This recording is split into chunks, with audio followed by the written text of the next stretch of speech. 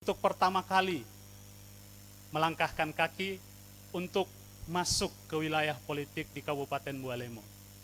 Beliau dari Partai Golkar, perwakilan gender, kita sambut bersama hadirnya Ayuni Nursiami, SIP MKP. Ya, selamat malam pemirsa Colek Caleg dan selamat malam Bang Pepen. Siap. Sehat nih Mbak? Alhamdulillah sehat. Oke. Kelihatan dari wajahnya. Tapi mudah-mudahan tetap bisa tenang dan tersenyum sampai nanti di acara Amin. bagian terakhir. Amin, Karena hampir sejam ke depan kita akan mengulik tentang siapa sih Ayuni itu dan kenapa masyarakat harus memilih dia. Masyarakat pencinta demokrasi, ini saatnya Anda menilai sosok Ayuni dari Partai Golkar. Mbak Yuni, kita akan melewati 3 segmen. Dan untuk segmen pertama ini seperti biasa kami memberikan kesempatan kepada Ayuni untuk memaparkan kira-kira apa sih yang melatar belakangi berani masuk dalam kontestasi politik ini. Apa perspektif yang diusung nanti ketika duduk sebagai wakil rakyat. Ini tolong dipaparkan singkat tapi jelas, sehingga ini bisa benar-benar menjadi alasan masyarakat untuk memilih Mbak Yuni. Silakan. Oke, ini langsung saja ya Bang Pepen ya? Ya, Oke, kita bicara santai, berarti pada kesempatan ini mungkin pemirsa Colek Caleg yang baru mengenal saya mau perkenalkan diri dulu. Nama saya Ayuni Nursiami, ada gelarnya sedikit-sedikit di belakang, SIP MKP, jadi dari Sarjana Ilmu Politik, Magister Kebijakan Publik. Masya Allah, luar biasa. Iya, kebetulan, tapi saya ini sekolah dari SD, SMP, SMA, itu di sini, di Tilamuta, SDN 1 Tilamuta, SMP 1, SMA 1. Hanya kuliahnya memang menimba ilmu untuk di perguruan tinggi di Jawa. Ya, siap. Tempat asli rumah di Hungayonaa, Desa Hungayonaa, biasa dikenal dengan pabrik tahu Pasar Minggu. Jadi yang paling terkenal itu sebenarnya bapak sama ibu. Jadi Mas Tahu, Mbak Tahu, atau Mas Beras, atau Mas Milu. Jadi banyak julukan untuk orang tua. Sebagai penghormatan kepada orang tuanya boleh disebutkan namanya siapa? Ayah siapa, ibu siapa? Kalau nama itu sebenarnya tidak terlalu familiar ya di lingkungan orang-orang Bualemo, tapi nama lengkap bapak saya Tardi Kaliono. Ibu saya namanya Sundari Ramelan. Jadi makanya dikenalnya cuma sebagai Mas Tahu, Mbak Tahu gitu. Dan memang yang paling... Berarti ini anak tahu gitu ya? Iya, anak tahu. Jadi makannya tahu terus kedelai gitu. Dan mungkin itu yang sekilas yang familiar di lingkungan di Bualemo, cuma teman-teman semuanya dari sini. Jadi kalau saya pribadi memang cukup dikenal sebagai sosok yang orang Jawa, mbak-mbak gitu. Jadi makanya sebutannya Mbak Ayuni. Nah kalau di rumah panggilannya Mbak Ayu. Kalau di sekolah Ayuni, kalau di udara kadang-kadang Aming. Sedikit spill-spill. Jadi itu sih sekilas. Tapi kalau mau tanya tentang latar belakang kenapa saya memutuskan untuk terjun atau tahun ini join kita di politik.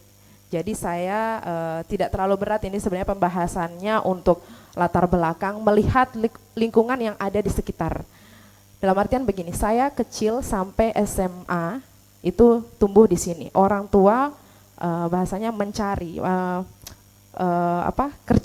kerja berusaha di Bualemo, mengetahui pertumbuhan Bualemo dari mulai dia pengembangan tahun 2000 sampai dengan saat ini. Dan ada banyak perbedaan yang saya terima atau saya dapatkan ketika saya tumbuh di sini dan saya menimba ilmu di luar daerah. Kemudian khususnya di Jawa. Kemudian saya pulang ke Bualemo, melihat kondisi yang ada di Bualemo juga seperti itu. Apa yang terjadi dengan Bualemo kita tercinta ini sangat banyak potensi Yang paling utama itu, sangat banyaknya potensi itu yang membuat saya tergerak. Kenapa saya sebagai orang yang dinilai berbeda, bukan orang lokal ya bahasanya, tapi bisa dipandang orang lebih tumbuh dibandingkan orang lokal. Seperti itu. Itu salah satu motivasi saya. Kedua, di jeda waktu ketika saya menyelesaikan perkuliahan, kembali ke sini dan bekerja di bidang pemberdayaan juga, saya banyak bersentuhan dengan masyarakat dan mendengarkan hal-hal yang menjadi keluhan-keluhan, dan saat itu ada banyak hal-hal yang mungkin sebenarnya bisa saya lakukan, tapi saya bingung harus seperti apa aksesnya gitu. Dan ternyata tahun ini dapat kesempatan ini gitu, dapat kesempatan untuk join atau untuk mungkin ini udah jalannya gitu. Yang sebenarnya target saya itu 5 tahun lagi. Ini orang-orang mungkin nggak tahu kalau saya tuh memang sudah berniat untuk terjun dengan melihat latar belakang yang sudah saya temui di lapangan. Target saya 5 tahun lagi gitu. Kemudian ternyata entah jalan atau seperti apa, tahun ini saya mungkin lebih dikuatkan lagi untuk bisa bergabung dalam kontestasi politik ini, yaitu pemilu tahun 2024. Kurang lebih itu latar belakang saya. Dan juga apa sih yang menjadi fokus perjuangan di DPRD nanti sebagai caleg baru dan sebagai politisi baru, politisi muda yang mungkin dinilai orang-orang masih terlalu dini. Modal juga mungkin modal pengetahuan belum terlalu seberapa. Jadi dari semua latar belakang itu tentu saja fokus perjuangan saya karena saya muda, juga perempuan. Di Dapil 1 ini saya kan akan berjuang di Dapil 1. Dapil 1 ini belum ada keterwakilan perempuan yang pertama. Sama sekali belum ada, dulu pernah ada tapi sekarang sudah tidak ada. Itu salah satunya. Kemudian anak muda, mungkin dari beberapa anggota legislatif juga banyak berfokus pada anak muda dan perempuan.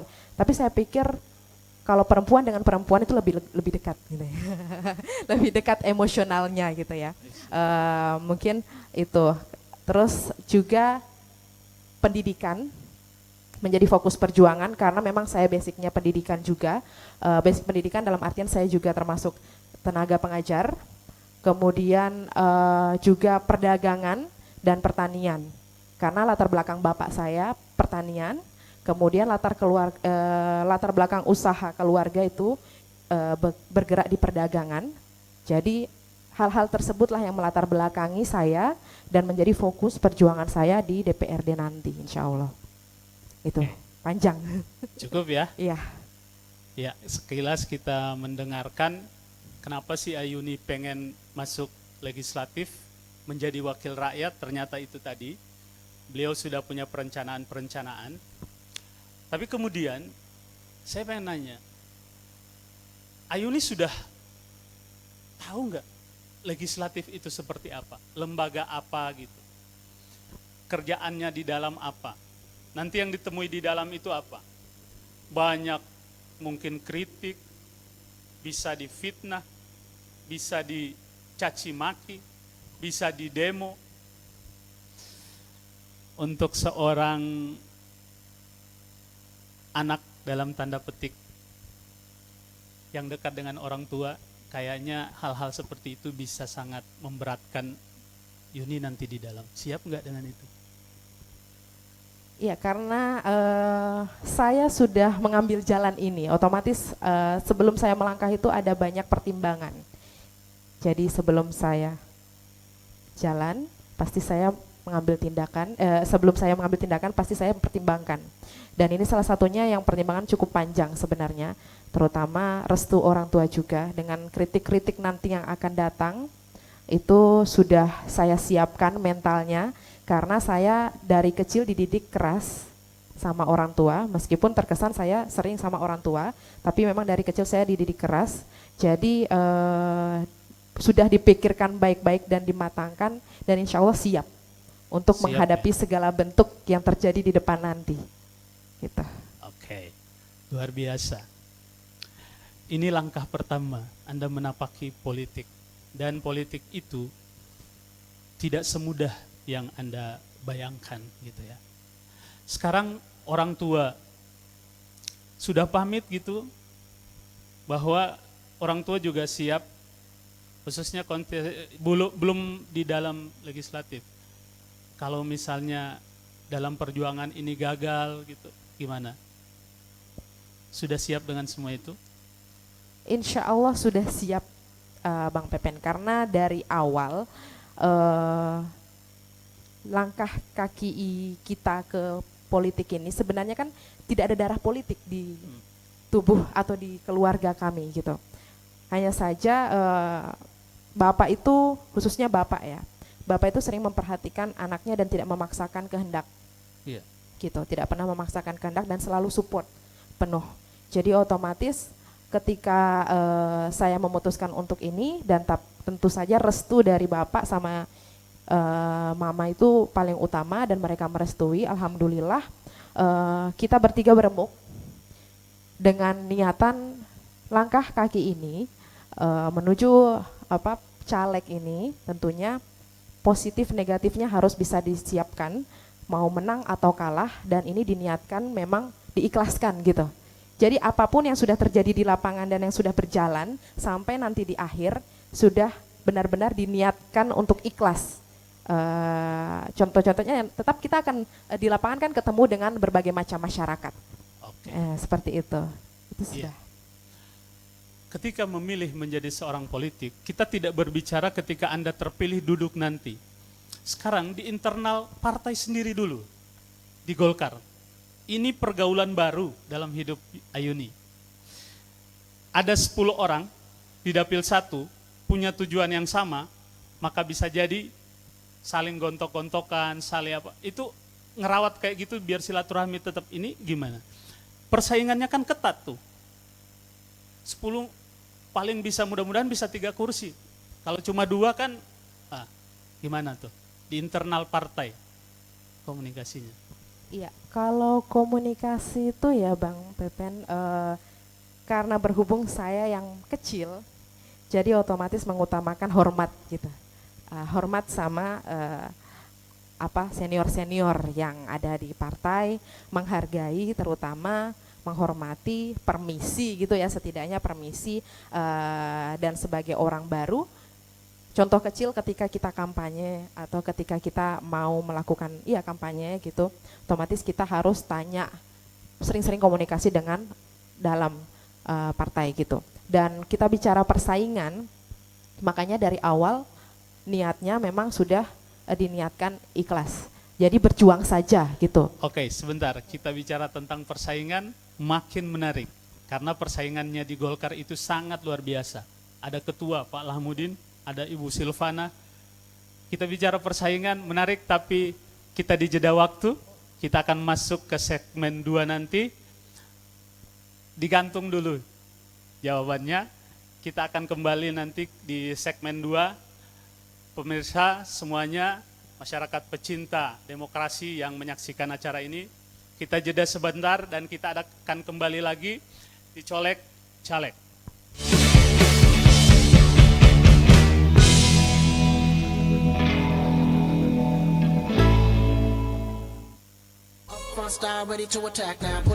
Asap Wangi Tobacco Store menjual berbagai macam varian tembakau. Ada pabrikan, coffee edition, dan aneka rasa buah-buahan. Tidak hanya tembakau, di Asap Wangi juga tersedia berbagai macam aksesoris, mulai dari papir, alat lintingnya, filter, lem, box, dan juga dompetnya. So, jangan lupa mampir ya guys.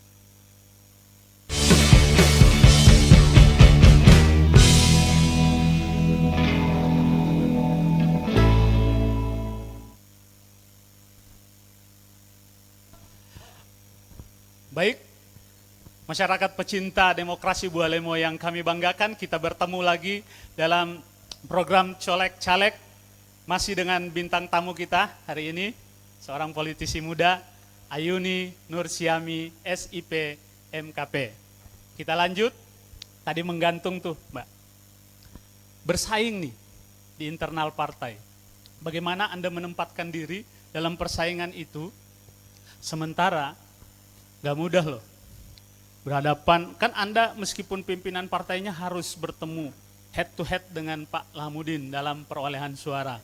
Ibu Silvana juga yang pengalaman politiknya luar biasa juga dan punya kekuatan finansial juga.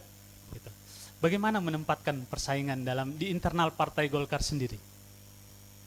Iya, kalau kita bicara persaingan ya Pak Bang Pepen, setiap di kehidupan itu pasti akan selalu ada yang namanya persaingan,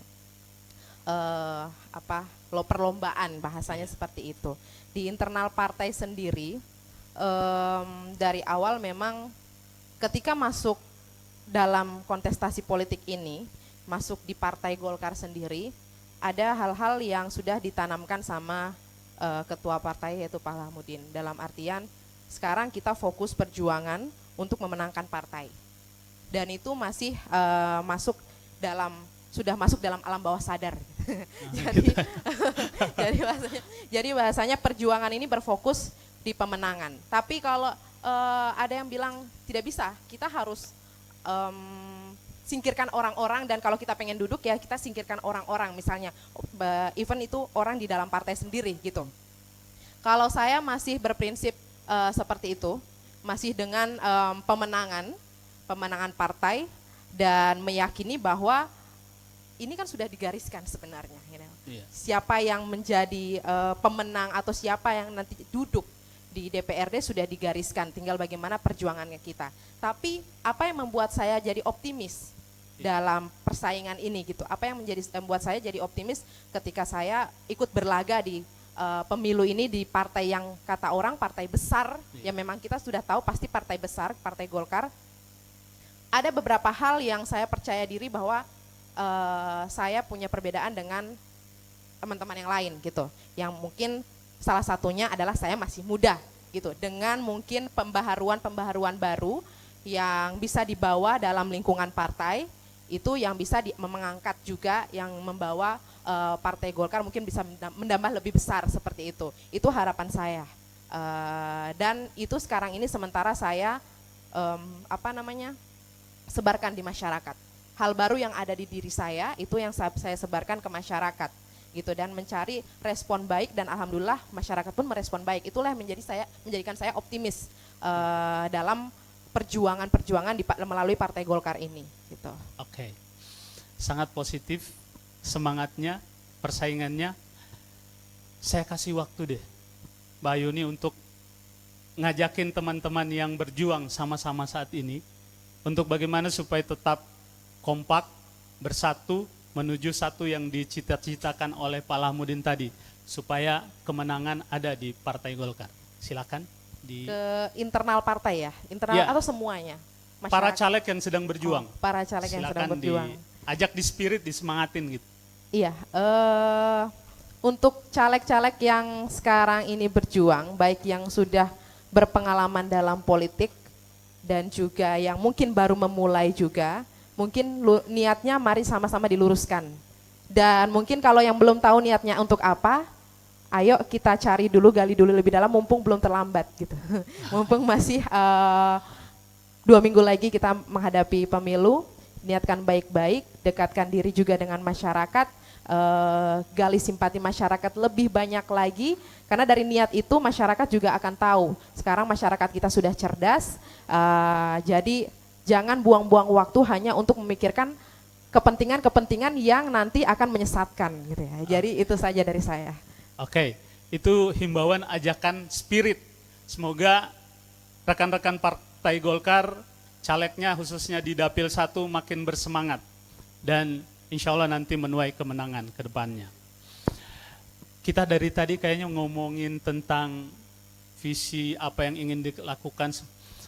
Sekarang kita akan menggali, boleh ya? Boleh. siapa sebenarnya Ayuni?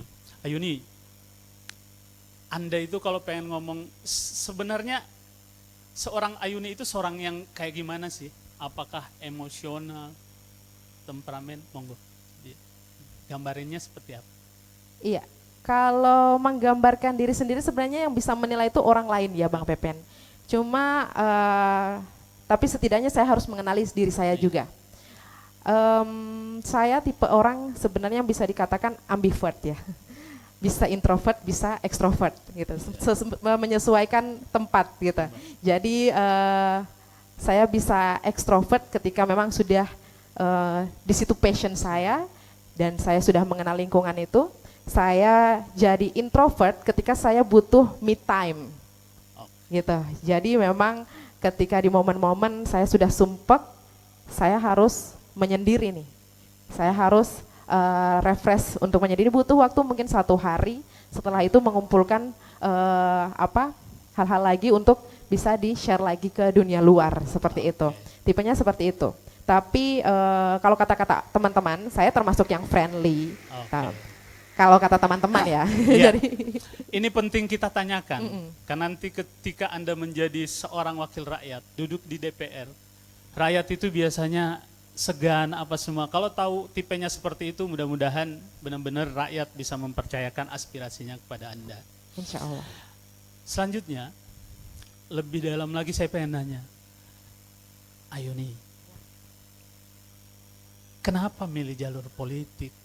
Kan sekarang orang melihat Ayuni ketika, mohon maaf, masih politisi baru, belum tahu karyanya apa, orang kemudian melihat, oh Ayuni ini pasti terpilih karena punya finansial, uang.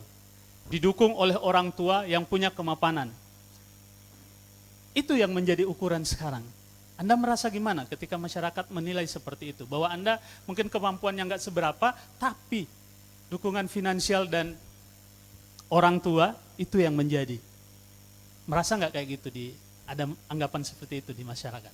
Iya, bahkan saya, Bang Pepen, selalu membawa itu dalam materi kampanye saya. Orang selalu menilai saya itu karena bahasanya kan bahasa kita di Boalemo, motadudu dia. Karena orang tua. Kemudian karena kapasitas orang tua ya. Terus juga motadudu dia karena banyak teman, misalnya begitu. Jadi dan itu tidak bisa dipungkiri, memang saya terima itu. Peran orang tua itu sangat besar di kita. Terutama dalam hal mendukung setiap kegiatan. Nah, kenapa memutuskan jalur politik yang mungkin dilihat orang sangat banyak buruknya dibandingkan baiknya? Jujur saya passionate ya, jadi passion saya itu lebih ke public speaking iya, kemudian saya suka berinteraksi dengan orang banyak memang, lebih ke situ. Dan dari awal sebenarnya saya menemukan passion saya itu disadarkan sama orang tua justru, bapak saya yang menyadarkan. Di waktu saya SD, SMP itu memang saya dipercaya sama teman-teman untuk menjadi, SD, SMP, SMA ya, mohon maaf, dipercaya teman-teman untuk menjadi ketua OSIS dari SMP kemudian ke SMA, juga sama posisinya. Dan itu belum saya sadari kalau itu merupakan bagian dari bibit gitu ya. Kemudian pas mengambil perkuliahan, jurusan di perguruan tinggi, saya pengen ikut arus yang orang tua arahkan untuk kesehatan. Tapi ternyata jalannya bukan di situ. Jalannya justru di hukum dan lain-lain dan sosial politik. Dan makanya sekarang saya pegang sarjana ilmu politik itu di hubungan internasional.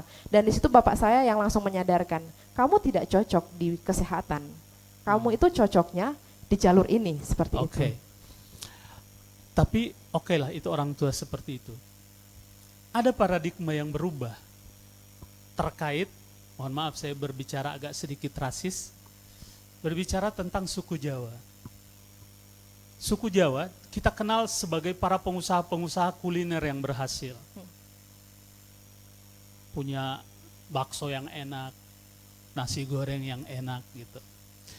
Dan itulah yang menjadi kunci keberhasilan ras Jawa di sini.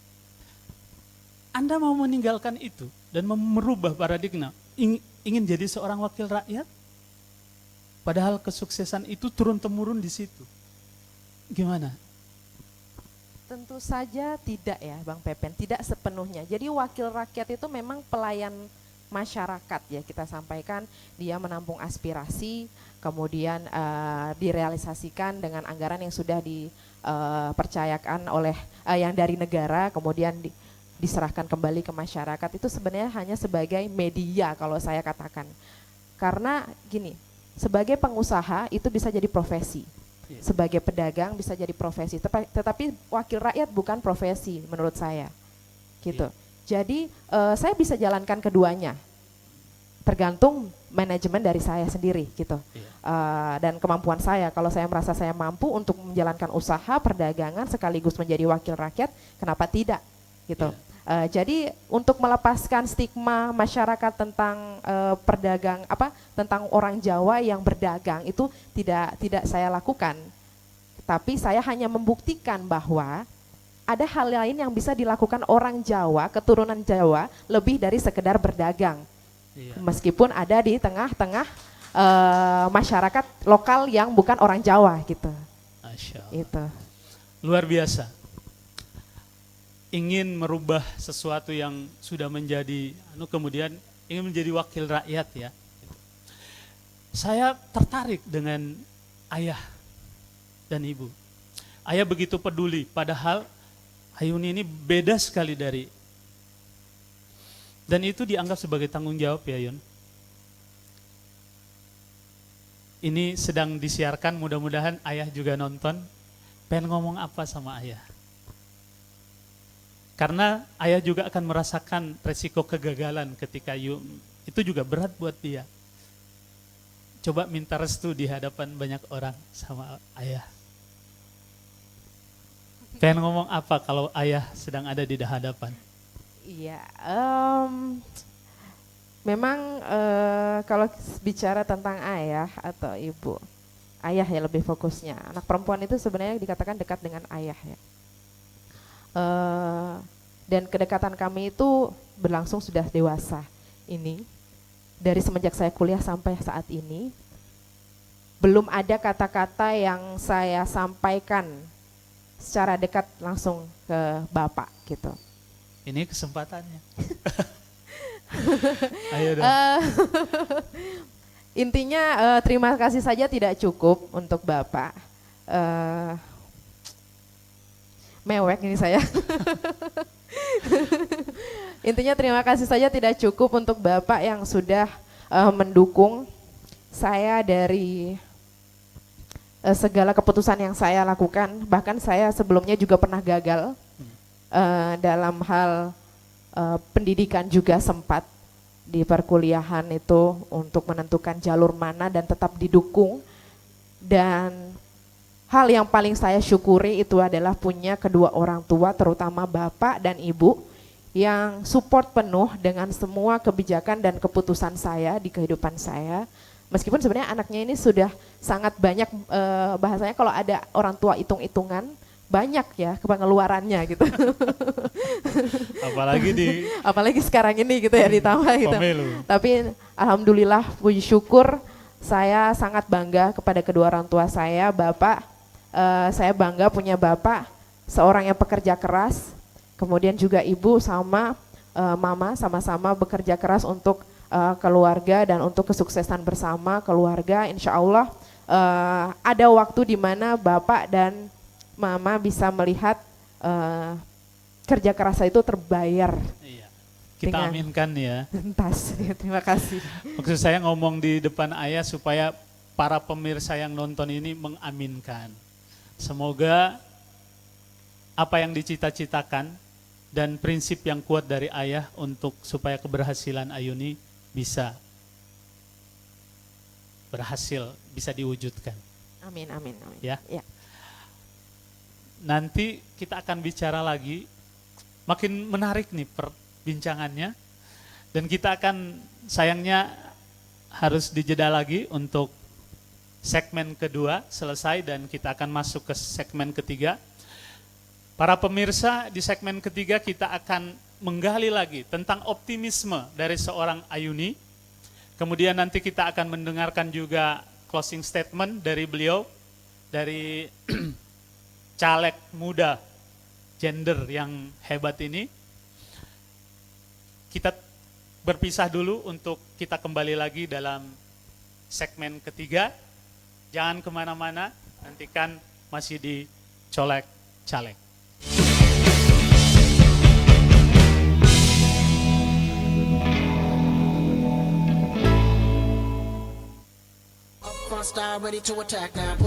Asap Wangi Tobacco Store menjual berbagai macam varian tembakau. Ada pabrikan, coffee edition, dan aneka rasa buah-buahan. Tidak hanya tembakau, di Asap Wangi juga tersedia berbagai macam aksesoris, mulai dari papir, alat lintingnya, filter, lem, box, dan juga dompetnya. So, jangan lupa mampir ya guys. Asap Wangi Tobacco Store menjual berbagai macam varian tembakau. Ada pabrikan, coffee edition, dan aneka rasa buah-buahan.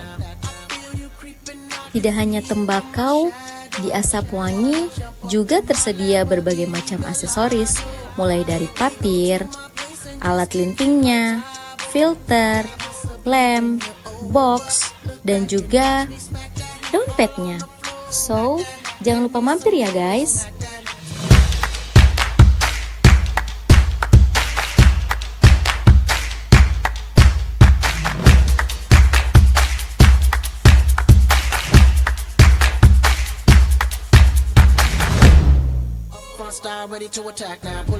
Asap Wangi Tobacco Store menjual berbagai macam varian tembakau. Ada pabrikan, coffee edition, dan aneka rasa buah-buahan. Tidak hanya tembakau, di Asap Wangi juga tersedia berbagai macam aksesoris, mulai dari papir, alat lintingnya, filter, lem, box, dan juga dompetnya. So, jangan lupa mampir ya guys.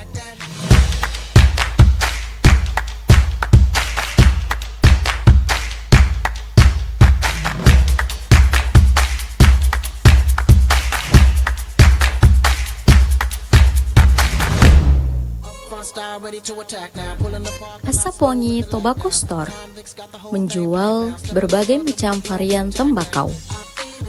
Ada pabrikan, coffee edition, dan aneka rasa buah-buahan.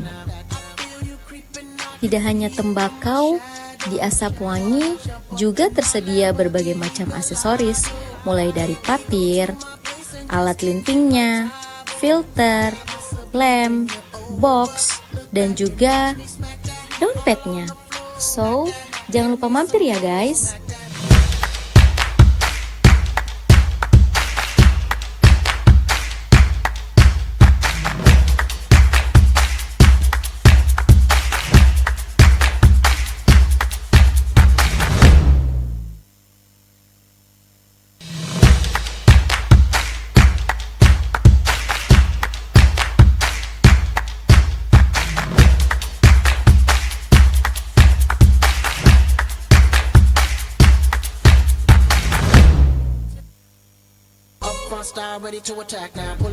Asap Wangi Tobacco Store menjual berbagai macam varian tembakau.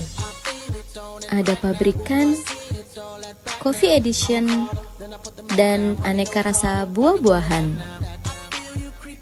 Tidak hanya tembakau, di Asap Wangi juga tersedia berbagai macam aksesoris, mulai dari papir, alat lintingnya, filter, lem, box, dan juga dompetnya. So, jangan lupa mampir ya guys.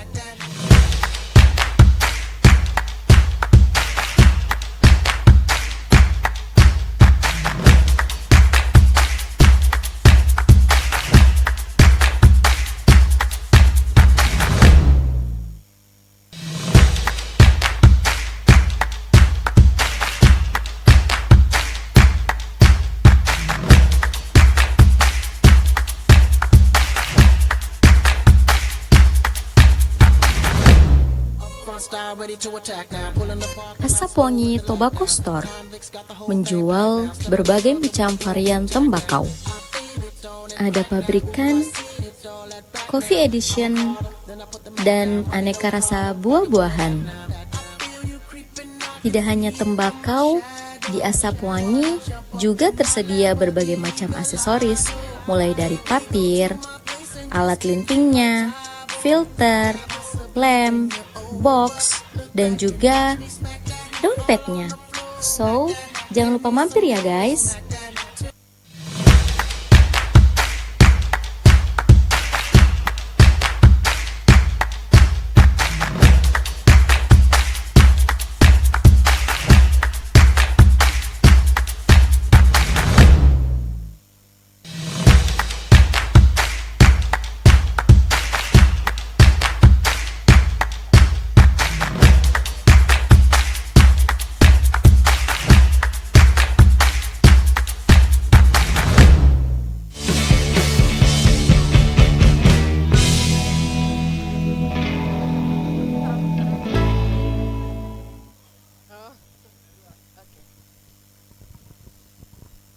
Baik, masyarakat pecinta demokrasi Bualemo yang kami banggakan, kita kembali bertemu di segmen ketiga dari Talkshow Colek Caleg malam hari ini. Masih dengan Ayuni, politisi baru dari Partai Golkar.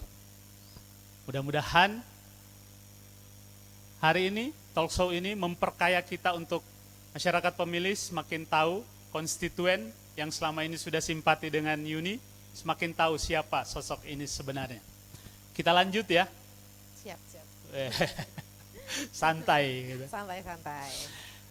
Kita akan berbicara lebih fokus lagi terkait optimisme. Sebelumnya saya pengen nanya dulu. Yuni milih Partai Golkar. Ini partai yang besar dan persaingannya ketat. Padahal boleh juga, ada juga sejarah bahwa orang ikut partai kecil tapi bisa duduk. Kenapa memilihnya Partai Golkar? Pertimbangannya? Sejujurnya, ini Iya. jawab jujur ya. Iya, harus jujur. Karena ini di hadapan konstituen.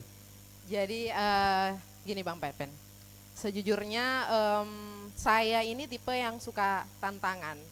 Iya.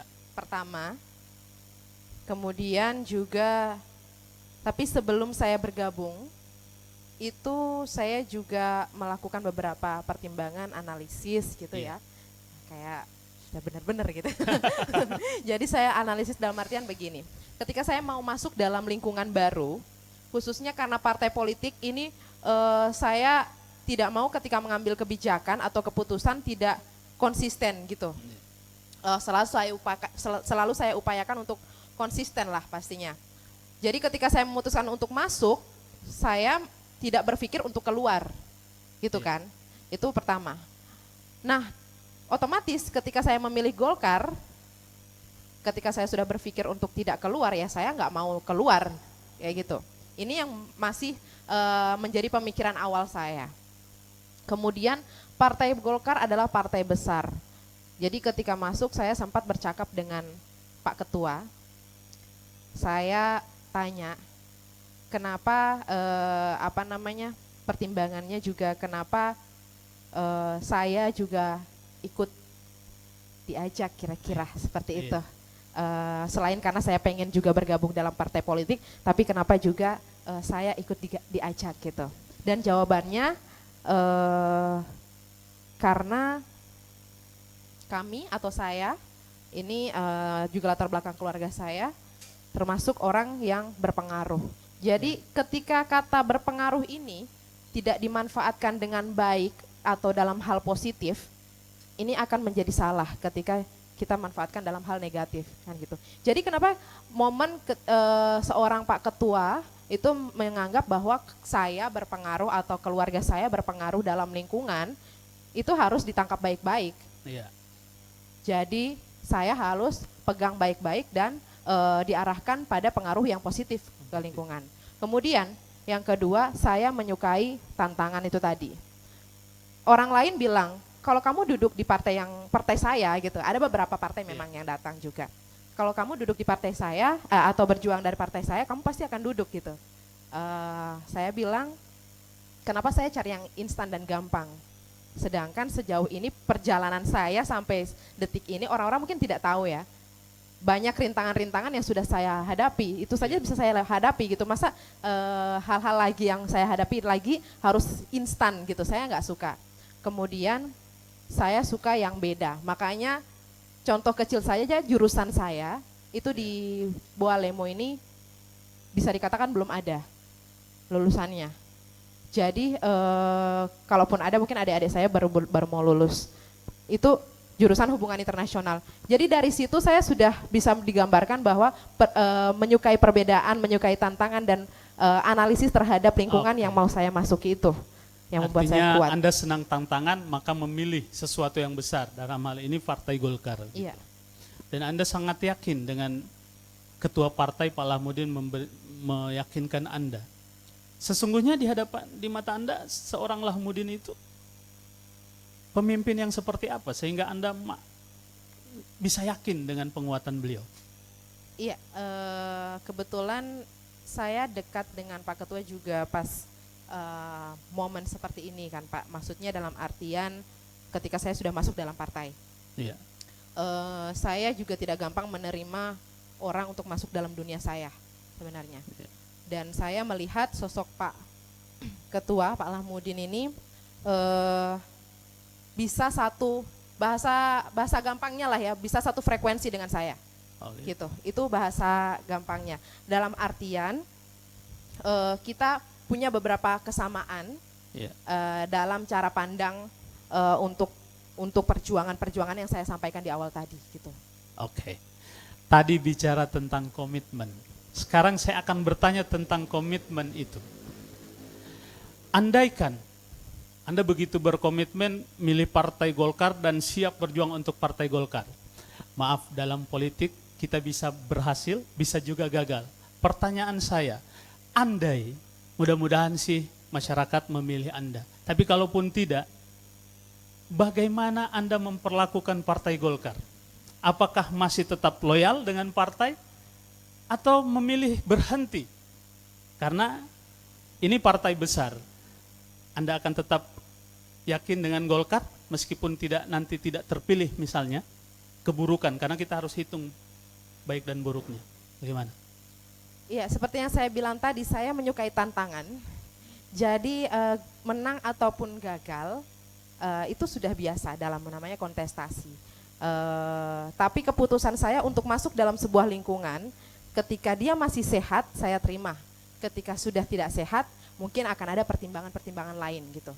Jadi tetap saya konsisten, insya Allah saya tetap konsisten dalam keputusan yang saya pilih, apalagi ini masih tergolong baru ya Pak. Terlalu dini untuk saya ketika saya sudah gagal, kemudian saya langsung keluar atau saya sudah tidak gabung lagi gitu. Karena organisasi, saya sudah beberapa kali bergabung di organisasi dan bukan cuma sekedar sebagai pelengkap dalam CV, atau tidak juga bukan cuma sekedar ikut-ikutan atau FOMO kalau kata anak muda sekarang gitu. Tapi saya benar-benar mengambil apa yang ada di dalam situ. Sekali lagi kita kembali kalau lingkungannya sehat, saya akan tetap berada di situ. Kenapa tidak gitu. Tapi kalau mungkin sudah dianggap tidak terlalu bisa membantu dalam artian mental ya, gitu, lebih ke mental kalau sekarang kita bicaranya ya mungkin ada hal-hal yang menjadi pertimbangan saya untuk keluar. Itu berhubungan dengan mental saya juga. Artinya ketika tidak ada hal-hal yang buruk, hal-hal buruk, Anda akan tetap di jalur itu. Iya. Oke. Insyaallah. Luar biasa, saya bisa ngomong kepada masyarakat pemilih khususnya para petinggi Partai Golkar, Anda mendapatkan seorang figur anggota partai yang sangat loyal terhadap partainya. Oke, Yuni. Ini segmennya memang segmen kita akan bertanya lagi tentang optimisme. Sudah berjuang beberapa bulan ini, optimisnya seperti apa? Bahwa kesininya mudah-mudahan bisa terpilih gitu. Ada banyak faktor yang mempengaruhi seseorang itu terpilih dengan tidak gitu. Baik faktor sehat dan tidak sehat sekali lagi ya. Tapi kalau sejauh ini saya berjalan sampai Hamin berapa? 12 Hamin 14 ya, seminggu ya. 2 minggu pemilihan. Saya optimis dengan respon masyarakat yang luar biasa, dengan kehadiran saya juga, feedback yang mereka berikan ketika saya berkunjung kampanye kepada mereka, dan alhamdulillah itu yang membuat saya optimisnya tambah tinggi gitu. Di luar dari orang-orang yang menyampaikan bahwa saya punya potensi, saya kemungkinan bisa duduk, ataupun ada juga orang-orang yang bilang saya tidak mau duduk gitu karena mungkin 200 suara saja mungkin sudah tinggi dan lain-lain gitu ya. Saya tidak pernah saya selalu mengabaikan omongan orang Iya. dengan saya hanya mengukur optimisme saya itu dari apa yang sudah saya lakukan gitu. Dan sejauh ini saya bisa katakan dengan perjuangan yang saya lakukan, pendekatan ya lebih tepatnya dengan masyarakat, untuk optimisme bisa capai 80%. 80% saat ini, iya. 80% dari berapa suara yang ditargetkan? Kalau target suara, ya namanya target ya ini ya, target ya. Target. Biar masyarakat pada dengar gitu. Dan mereka makin bergairah memberikan dukungan suaranya. Di target berapa suara sih? Rahasia gitu. Boleh. Kalau memang dianggap rahasia nggak apa-apa. Tapi mestinya targetnya di atas 1.000 ya? Iya, Oke. pasti di atas 1.000. Iya. Gitu. Di kampanye-kampanye lebih mendidik apa kepada masyarakat? Apa yang, kan tidak sekedar minta dipilih, tapi kampanye itu adalah kampanye gagasan, ide, dan apa pembelajaran politik yang ingin diberikan kepada masyarakat dengan kampanye? Intinya begini, saya ingin masyarakat itu lebih melek politik. Baik dari yang muda sampai yang tua, tidak ada kata terlambat untuk yang tua ya. Jadi muda apalagi, target saya anak muda, mereka lebih melek politik. Yang awalnya tidak peduli dengan politik, yang awalnya hanya pilih ketika ada yang datangi, atau maksudnya ada suara-suara yang datang, yang awalnya ya asal coblos saja gitu. Saya lebih menyampaikan bahwa kenali figur, karena sekarang ini kan yang paling utama figur orang yang mau mewakili masyarakat di DPRD nanti atau di parlemen nanti. Jadi saya lebih edukasi ke situ. Meskipun bukan orang-orang yang mungkin dianggap dirasa paling jago, tapi setidaknya orang-orang yang aksesnya mudah dengan masyarakat, lebih dekat, lebih gampang, saya selalu edukasi itu. Atau yang sudah kelihatan kerjanya, gitu. Iya. Itu yang paling saya edukasi. Makanya gini, Bang Pepen, ketika ada kalimat yang sekarang lagi viral ya, Iya. ganti yang baru dengan ganti yang lama dengan yang Yang baru baru. gitu. Ganti semua yang lama, isi kembali dengan yang baru Iya. semuanya. Saya sampaikan tidak terlalu tidak terlalu setuju dengan statement itu. Tidak setuju. Tidak terlalu setuju. Tidak, Alasannya?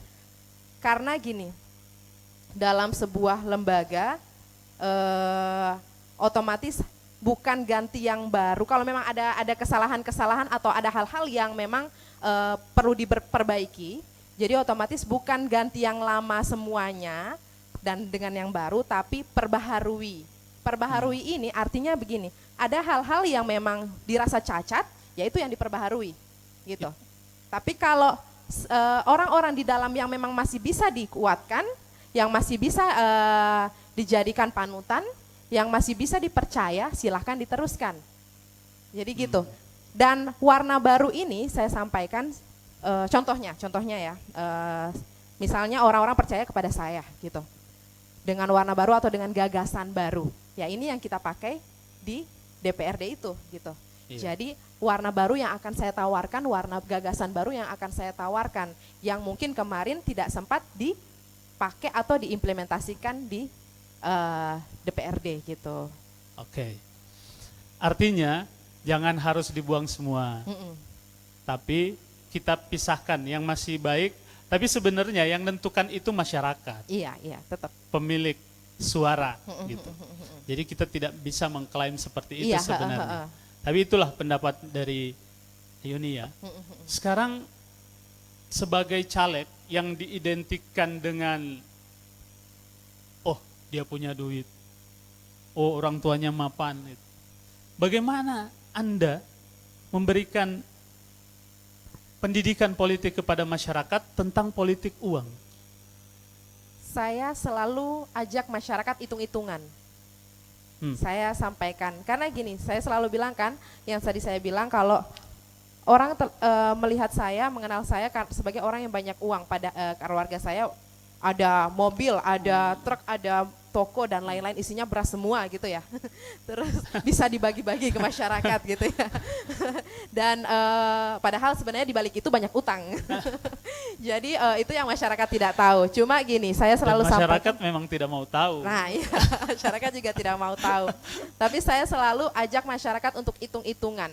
Seandainya hari ini saya kasih, misalnya seandainya ada caleg yang kasih 500.000 gitu ya. 500.000 dibagi 5 tahun, jadi 1 tahun 100.000. 100.000 bahagi 365 hari, Rp273 1 hari. Saya ajak bercanda, saya bilang mau saya cicil. Jadi saya bahasa ringannya ngajak masyarakat untuk hitung-hitungan dalam artian dibandingkan dengan caleg atau nanti orang-orang yang akan terpilih, yang dipilih masyarakat yang dekat dengan mereka, mana yang mau dipilih, 500.000 itu atau orang yang dekat yang mungkin sewaktu-waktu bisa ada di saat mereka butuh lebih dari sekedar 500.000. Gitu. Itu. Artinya idealismenya jangan dijual hanya karena 500.000. Iya, benar. Dan nanti yang duduk orang-orang yang tidak mengenal Anda dan merasa sudah membayar Anda. Iya, Gitu, benar. seperti itu. Kurang lebih seperti itu. Oke, luar biasa pendidikan. Tapi ngerasain kan sekarang pas mau jadi caleg didatangin sama banyak masyarakat, minta tolong ini, bawa proposal. Iya. Ada didatangin kayak gitu kan? Pastinya caleg selalu kena seperti itu di setiap pemilu. Iya. Gimana menghadapi itu? Saya di awal itu selalu terbuka. Saya sampaikan hal-hal yang bisa saya bantu, saya bantu. Kalau yang tidak bisa saya bantu, saya sampaikan tidak bisa dan alasannya kenapa. Jadi dari situ mereka sudah mulai memahami. Jadi ketika ada yang pertama datang misalnya, ini sebenarnya sudah terjadi jauh sebelum pencalekan sebenarnya. Saya sampaikan untuk saat ini saya belum bisa bantu karena kondisinya seperti ini. Itu mohon dimaklumi. Kalau misalnya ada yang bisa saya bantu, oke, saya bantunya sebatas ini. Hanya sekedar itu. Jadi mohon dimaklumi dan alhamdulillah sejauh ini mereka ya responnya juga baik ketika saya jawab seperti itu gitu. Jadi tidak ada yang sangat memaksa atau juga yang mungkin Bung Gili dia. Hal-hal yang seperti itu. Kayak kita perlu menanyakan ini karena ini fenomena yang terjadi di setiap pemilu. Bahwa para caleg akan selalu jadi sasaran. Karena mereka tahu pas pemilu bukan cuma Anda yang baru. Iya. Yang lama pun dikatakan sama orang kalau pas pemilu lagi baik-baik hati gitu. Oke, sekarang berarti siap dengan segala konsekuensi dari politik ini sendiri. Sekarang tolong jelaskan, kenapa sebenarnya masyarakat harus pilih Ayu sih? Dari sekian banyak caleg, Golkar aja punya 10, kalau kalian banyak. Apa yang menjadi alasan supaya masyarakat harus pilih Ayu? Alasan kenapa masyarakat harus pilih Ayuni Nursiami ya. Seorang Ayuni Nursiami ini seperti yang saya gambarkan di baliho-baliho atau di stiker-stiker saya dengan tagline-tagline muda berani bekerja berdaya. Itu merupakan gambaran pribadi saya sebenarnya yang saya kombinasi sebagai dengan fokus perjuangan saya.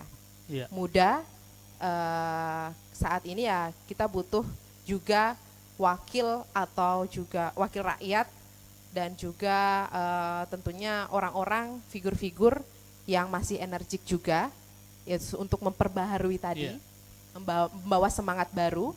kemudian berani, ya perjuangan saya sampai saat ini saya pikir mungkin tidak bisa sepenuhnya digambarkan sebagai keberanian, tapi setidaknya sedikitnya bisa memperlihatkan bahwa sampai saat ini saya masih bertahan untuk dan juga berjuang dan berani untuk berjuang.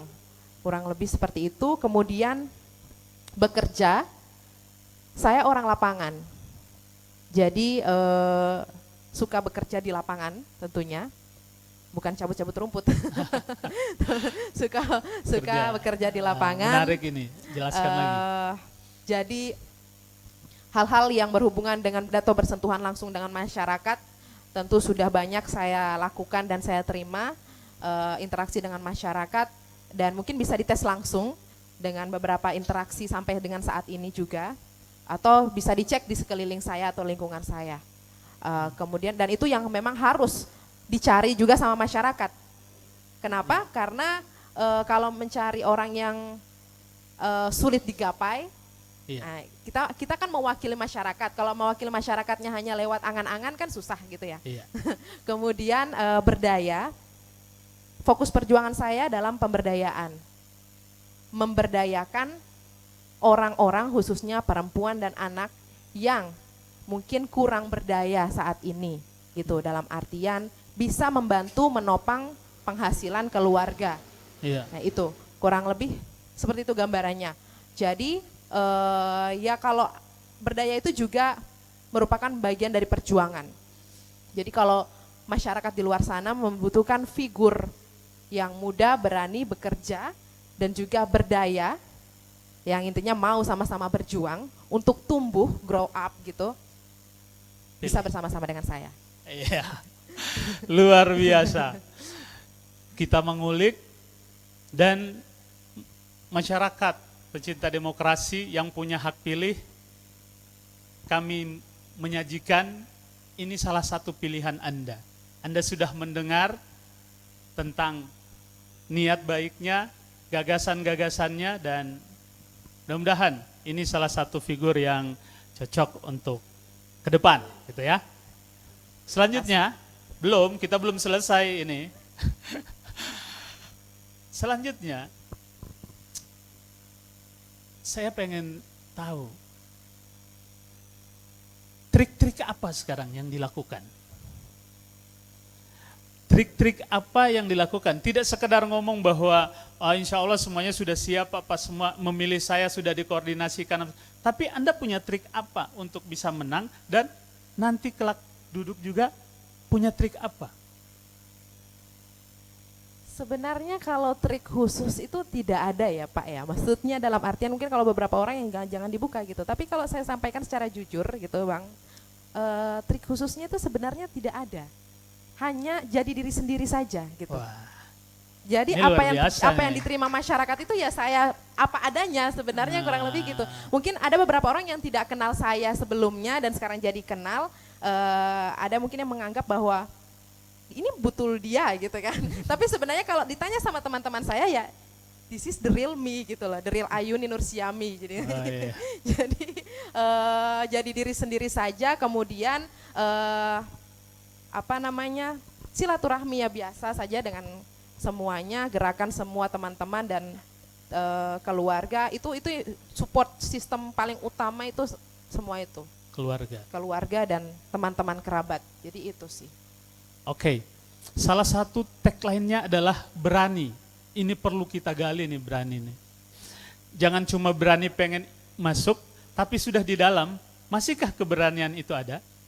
Ketika ada hal-hal yang kayaknya tidak kena dengan prinsip idealisme Anda, tapi disepakati oleh partai Anda akan bersikap seperti apa ketika itu?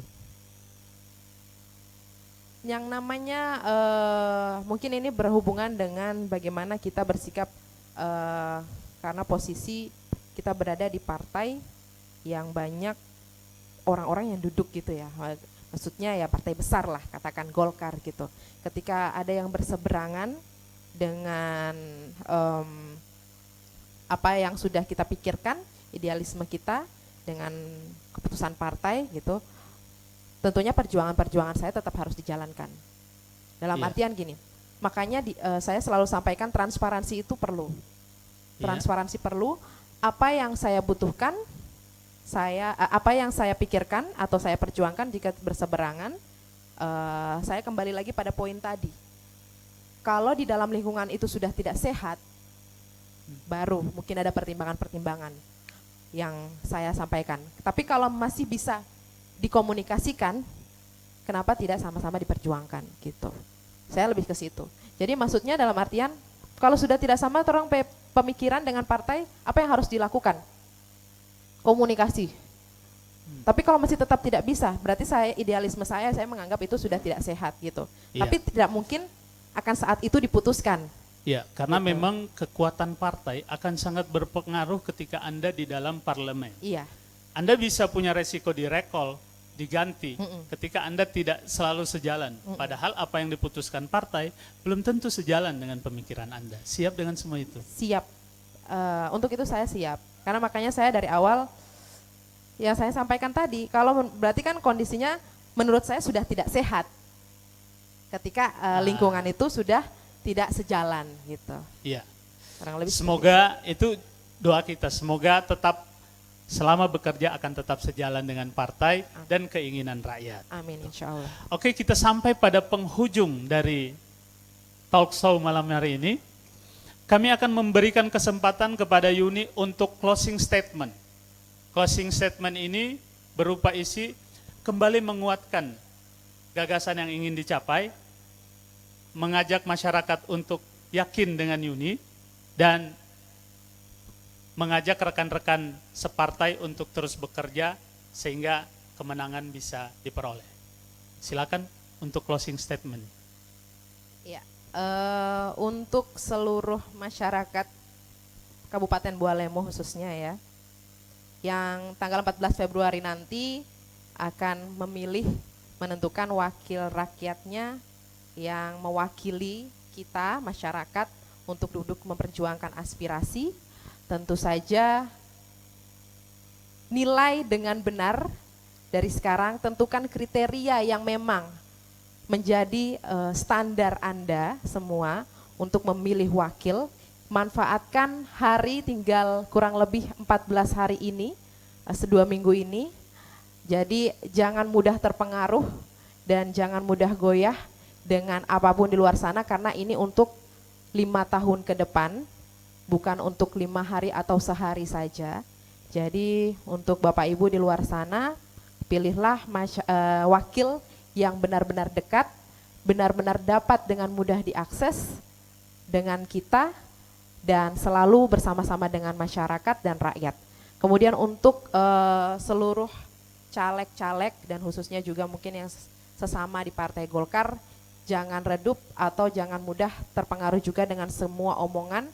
Ya, kita tetap damai gitu, berjuang sama-sama, ya namanya kita memperjuangkan rakyat, bukan memperjuangkan diri sendiri untuk duduk di parlemen.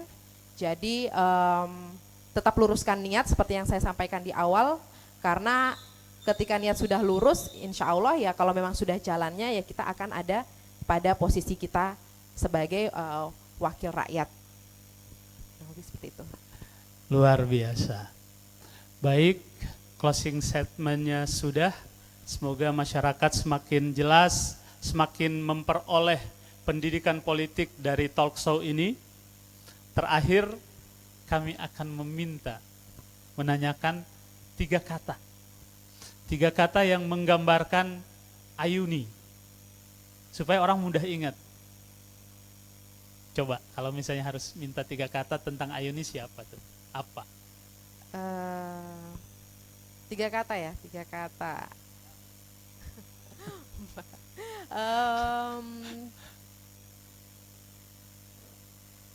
Beda. Beda. Musik. Musik? Iya. Oh. Dan kopi kayaknya enak. Kopi. Beda, musik, kopi. Artinya beliau pengen menegaskan di hadapan kita semua bahwa beliau bisa jadi adalah pilihan yang berbeda dari sekian banyak caleg yang ada, beliau menghadirkan fenomena bahwa beliau adalah caleg yang berbeda. Kemudian suka musik. Nanti kalau pas lagi duduk di Parlemen Wakil Rakyat, kalau Anda demo, biar ketemunya enak nih, kasih musik dulu. Biar dia datang menerima para pendemo dengan baik. Gitu. Dan yang terakhir, kopi.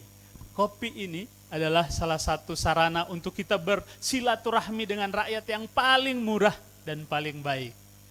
Demikian akhirnya kita sampai pada penghujung dari talk show ini. Semoga ini benar-benar menjadi talk show yang bermanfaat, bisa menghadirkan edukasi atau pembelajaran politik bagi kita semua, khususnya masyarakat pemilih. Dan saya Rifendi Luao, di akhir ini kami memohonkan maaf jika ada hal-hal yang kurang, dan kami berterima kasih kepada seluruh pihak yang telah membantu terselenggaranya acara talk show ini. Dan untuk para caleg lain yang ingin berpartisipasi dalam talk show ini, silahkan menghubungi pihak Gorontalo TV. Terakhir, kami dari Gorontalo TV bekerja sama dengan Aliansi Jurnalis Bualemo, Warung Kopi Tengah, Tobacco Store Asapwangi, dan Pagata Design ID, mengucapkan terima kasih, dan kita akan bertemu pada edisi selanjutnya dengan tamu-tamu caleg yang lainnya. Demikian dari kami, wabillahi taufiq wal hidayah, wassalamualaikum warahmatullahi wabarakatuh. Salam colek caleg.